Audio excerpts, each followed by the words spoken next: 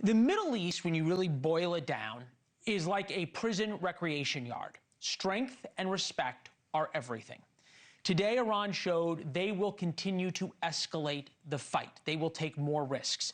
Iran intensified its attacks on the energy sites of Saudi Arabia, Qatar, Kuwait, and the United Arab Emirates. By far, the most significant attacks so far of the war.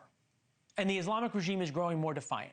Iran's foreign minister tweeted, "Our response to Israel's attack on our own infrastructure employed a fraction of our power. The only reason for restraint was respect for requested de-escalation. Zero restraint if our infrastructures are struck again. And the end of this war must address damage to our civilian sites." And it appears both President Trump and Prime Minister Netanyahu are backing down, or at least recalculating. Israel bombed Iran's main gas field without talking to the United States. And the problem with that, you can see what's burning there. The problem with that is it threatened the regime's last avenue to make money. So rather than backing down, Iran once again attacked its neighbors. This time, rather than hitting airports, they hit the oil infrastructure of Kuwait, Saudi, Qatar, UAE. That oil infrastructure can take years to rebuild. It also takes oil off the world market. The message from Tehran is unmistakable. We might die, as the Ayatollah already has, and they all say they will in the name of Allah, in the name of jihad. But they intend to inflict maximum pain on the way out. Remember, the Iranians threatened to send oil to $200, and Trump understands this. He came close to apologizing for Israel hitting Iran where it hurts most. I told him, don't do that, and he won't do that. We didn't discuss. You know, we do.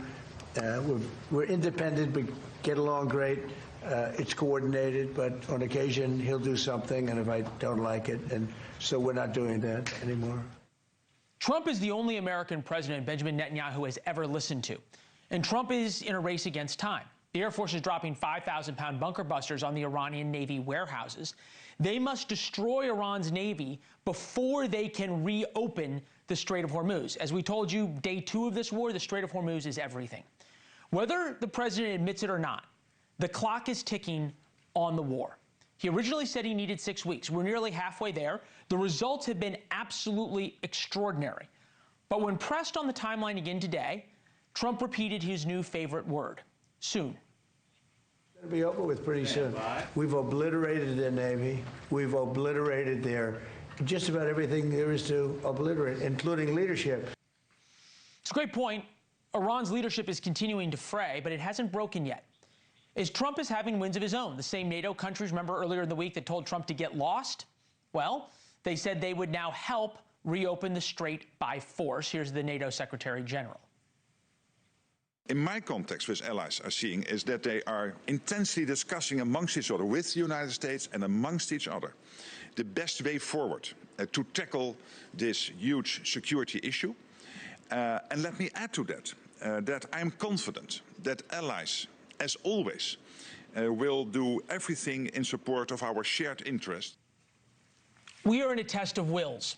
Trump's willingness to endure the political pain of high gas prices versus the Iranian willingness to die in a war that they will inevitably lose. Thank you for watching. Subscribe below and download our NewsNation app right now on your phone, and you will get fact-based, unbiased news for all Americans.